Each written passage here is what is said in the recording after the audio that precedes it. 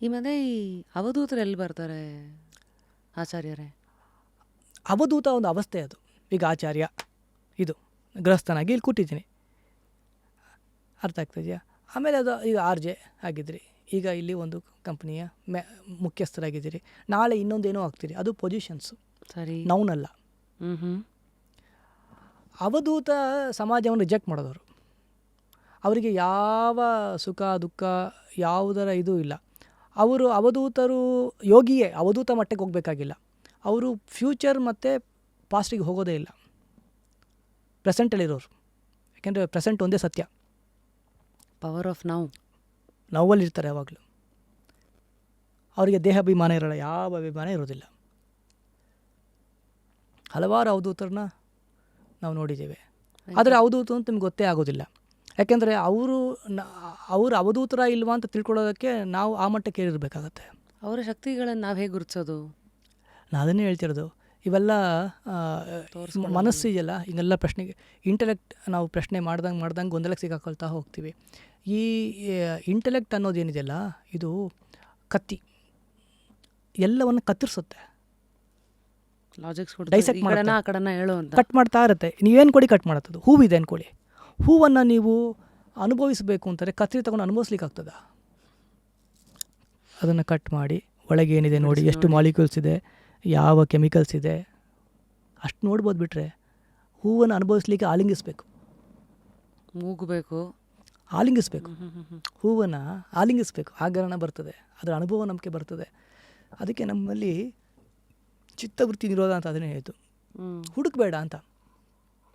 ಅದೇ ಹೊರಗಿಂದ ಬಂದಿದ್ದು ಯಾವುದೂ ನಿಂದಲ್ಲ, ಹೊರಗಿಂದ ಬಂದದ್ದು ಯಾವುದೂ ನಿಂದಲ್ಲ. ಟೈಮ್ ವೇಸ್ಟ್ ಮಾಡಬೇಡ. ಯಾಕೆಂದರೆ ಆತ್ಮನ ಸ್ವರೂಪವೇ ಜ್ಞಾನ ಮತ್ತು ಆನಂದ. ಏನು ಜ್ಞಾನ ಉಳ್ಕೊಂಡೆಲ್ಲ ಹೋಗ್ತಾ ಇದೆಯಲ್ಲ, ಅದು ನಿನ್ನೊಳಗೆ ಇದೆ, ಅದು ಮುಚ್ಚಿದೆ. ನೀನು ಚಿತ್ತವೃತ್ತಿ ನಿರೋಧವನ್ನು ಮಾಡಿಬಿಟ್ರೆ ಒಳಗಿರೋದು ಕಾಣ್ತದೆ. ಇದು ಯಾವ ಥರ ಅಂದರೆ, ಒಂದು ನೀರಿದೆ, ನೀರಿನ ಕಡೆ ಮುತ್ತು ರತ್ನ ಇದೆ, ಮೇಲೆ ಅಲೆಗಳಿದೆ, ಕಾಣ್ತಾ ಇಲ್ಲ. ಯಾವಾಗ ಕಾಣ್ತದದು? ತಣ್ಣಗಾದರೆ. ಅಷ್ಟು ಮಾಡು ಅಂತ ಹೇಳುತ್ತೆ ಶಾಸ್ತ್ರ, ಯೋಗಶಾಸ್ತ್ರ. ಚಿತ್ತವೃತ್ತಿ ನಿರೋಧ ಯಾಕೆ ಎಲ್ಲೆಲ್ಲ ಹುಡುಕ್ತೀಯಾ? ಯಾಕೆಂದರೆ ಹೊರಗೆ ಹುಡುಕಿ ಏನು ಸಿಕ್ಕಿದ್ರು ಅದು ನಿಂದಲ್ಲ. ಒಂದಿನ ಬಿಟ್ಟೇ ಹೋಗಬೇಕು. ಯಾಕೆಂದರೆ ನಮಗೆ 10 ಕೋಟಿ ರೂಪಾಯಿ ದುಡಿಯೋದು ಕಷ್ಟ ಅಲ್ಲ, ಬಿಟ್ಟು ಹೋಗ್ಬೇಕಾದ್ರೆ ನರಕ ಯಾತ್ರೆ. ಒಂದು ಸಂಬಂಧ ಮಾಡ್ಕೊಳ್ಳೋದು ಕಷ್ಟ ಅಲ್ಲ, ಬಿಟ್ಟು ಹೋದ್ಮೇಲೆ ಅದು ಕೆಟ್ಟ ಸಂಬಂಧನೇ ಆಗಿರಲಿ, ಲೈಫಲ್ಲಿ ಬಿಟ್ಟು ಹೋಗಿರಲಿ, ಬಟ್ ಆ ಇಂಪ್ರಿಂಟ್ಸ್ ಇದೆಯಲ್ಲ ನಮ್ಗೆ ಬಿಡೋದಿಲ್ಲ. ಅದು ನೋ ಮ್ಯಾಟರ್, ಅದು ನಿಮ್ಗೆ ಇಷ್ಟ ಇಲ್ಲದೆ ಇರ್ಬೋದು, ತುಂಬ ಕೆಟ್ಟ ಎಕ್ಸ್ಪೀರಿಯೆನ್ಸ್ನ ಲೈಫಲ್ಲಿ ಕೊಟ್ಟಿರ್ಬೋದು, ನನ್ನ ಲೈಫನ್ನು ಹಾಳು ಮಾಡಿರ್ಬೋದು, ಬಟ್ ಆದರೂ ಮನಸ್ಸು ಏನು ಮಾಡುತ್ತೆ, ಅದರಲ್ಲಿರೋ ಯಾವುದೋ ಒಂದು ಒಳ್ಳೆಯದನ್ನು ಯೋಚನೆ ಮಾಡಿ ಬೇಜಾರು ಮಾಡುತ್ತೆ. ಹಾಗೆ ತುಂಬ ಒಳ್ಳೆಯರಿರ್ತಾರೆ, 99% ಒಳ್ಳೆಯದೇ ಮಾಡ್ತಿರ್ತಾರೆ. ನಮಗೆ ಏನೋ ಒಂದು ಮನಸ್ಸಿಗೆ ಇಷ್ಟ ಆಗದೆ ಇರೋದು ಮಾಡಿರ್ತಾರೆ ಅಂದ್ಕೊಳ್ಳಿ, ಅದನ್ನು ಮರ್ತು ಬಿಡ್ತೀವಿ ಒಳ್ಳೇದು ಮಾಡಿದ್ನ. ಒಂದು ಇದಿಟ್ಕೊಂಡು ಗಲಾಟೆ ಮಾಡ್ತಾ ಇರ್ತೀವಿ. ಈ ಮನಸ್ಸು ತುಂಬ ವಿಚಿತ್ರ, ಅದನ್ನೇ ಹೇಳ್ತಾರದು. ಮನಸ್ಸು ತುಂಬ ಅದು ಹಿಂಗೆ ಅಂತ ಹೇಳೋಕ್ಕಾಗೋದೇ ಇಲ್ಲ ಮನಸ್ಸು. ಅದಕ್ಕೆ ಶಾಸ್ತ್ರ ಹೇಳುತ್ತೆ ಚಿತ್ತವೃತ್ತಿ ನಿರೋಧ. ನಿನಗೆ ಅನಿಸಿದ್ದು ಯಾವುದು ಇರಬೇಕು ಅಂತಿಲ್ಲ, ಇರೋದು ನಿನಗೆ ಕಾಣೋದು ಇಲ್ಲ. ಎಲ್ಲ ಅಶಾಶ್ವತ, ಈ ಬೆಳಕು ಅಶಾಶ್ವತ, ಸೂರ್ಯನು ಅಶಾಶ್ವತ ಅಂತ. ಒಂದು ದಿವಸ ಸೂರ್ಯನಿಗೂ ಆಯಸ್ಸಿದೆ, ಚಂದ್ರನಿಗೂ ಆಯಸ್ಸಿದೆ. ನಿಜವಾದ ಬೆಳಕು ಯಾವುದು ಅಂದರೆ ತನ್ನೊಳಗೆ ಕಂಡ ಬೆಳಕೇ ಬೆಳಕು, ತನ್ನೊಳಗೆ ಕಂಡ ಬೆಳಕು. ಆ ಬೆಳಕನ್ನು ಅರಿಸಿ ಹೋಗಬೇಕಾದರೆ ಮಾಡಬೇಕಾಗಿದ್ದು ಚಿತ್ತವೃತ್ತಿ ನಿರೋಧ, ಸಂಪೂರ್ಣ ಶರಣಾಗತಿ, ಸಾತ್ವಿಕವಾದ ಒಬ್ಬ.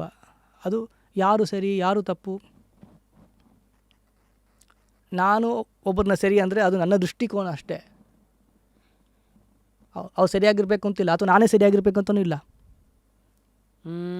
ನನ್ನ ದೃಷ್ಟಿಕೋನ ಅಷ್ಟೇ ಅದು. ಈಗ ನಮ್ಮ ವಿದ್ಯಾರ್ಥಿಗಳಿಗೆ ತುಂಬ ಜನ ಆಚಾರ್ಯ ಹೇಳಿ ನಿಮ್ಗೆ ಗೊತ್ತಿಲ್ಲ ಹೇಳಿ, ನಾನು ಹೇಳೋದಿಲ್ಲ, ಮಾರ್ಗ ಕೊಡ್ತೀನಿ, ಏನು ಸತ್ಯ ನೀನು ನೋಡಬೇಕು.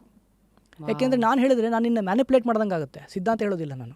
ನನ್ನದೆಲ್ಲ ಸಿಲೆಬಸ್ ತಂದು ನಿಮ್ಮ ಮೇಲೆ ಹಾಕಿದ್ರೆ ಯುವರ್ ಓನ್ಲಿ ಅಡುಗೆ ನಾನು ಮಾಡಿದ್ದೀನಿ, ನೀವು ತಿಂತಾ ಇದ್ದೀರಾ ಅಷ್ಟೇ. ಹಂಗಲ್ಲ, ನೀ ಅದನ್ನು ಇಮ್ಯಾಜಿನ್ ಮಾಡ್ತೀಯ. ಓಹೋ ಅದೇ ಕಣ್ಣಲ್ಲಿ ನಾನು ನೋಡೋಕೆ ಪ್ರಯತ್ನ ಪಡೋದು. ಸತ್ಯ ಕಂಡ್ರೂ ಕೂಡ ಇದೆಲ್ಲ ಅಂತ ಬಿಡೋ ಸಾಧ್ಯತೆ ಇದೆ. ಇನ್ನೊಂದು ನಾನು ಕೇಳ್ತೀನಿ, ನನಗೆ ಕಂಡಿದ್ದೇ ಸತ್ಯ ಅಂತ ನಂಗೆ ಯಾಕೆ ಆಗ್ರಹ ಇರಬೇಕು? Room for something new. ಏನೋ ನನ್ನ ವಿದ್ಯಾರ್ಥಿ ಕಂಡಿದ್ದು ಸತ್ಯ ಇರ್ಬೋದಲ್ಲ, ಅದನ್ನು ತಡೆ ಮಾಡೋ ಅಧಿಕಾರ ಯಾರಿಗಿದೆ? ಮಾರ್ಗ ಹೇಳ್ತೀನಿ, ಯಾವ ತಂತ್ರಗಳು ಅನುಷ್ಠಾನಗಳು ಮಾಡಬೇಕು ಸಾತ್ವಿಕವಾಗಿ, ಅವೆಲ್ಲ ದೀಕ್ಷೆಗಳಾಗ್ತಾ ಹೋಗುತ್ತೆ. ಅವ್ರು ನೋಡ್ತಾರೆ. ಆದರೆ ಸಾಮಾನ್ಯ 99.9% ಸರಿಯಾದ ಮಾರ್ಗದಲ್ಲಿ ಹೋದಾಗ ಕಾಣಿಸುವ ಏನು ವಿಷನ್ಸ್ ಎಲ್ಲ ಇರ್ತದೆ ಅದು ಪ್ರಾಪರಾಗಿ ಇರ್ತದೆ, ಅಲೈನ್ಡ್ ಆಗೇ ಇರ್ತದೆ.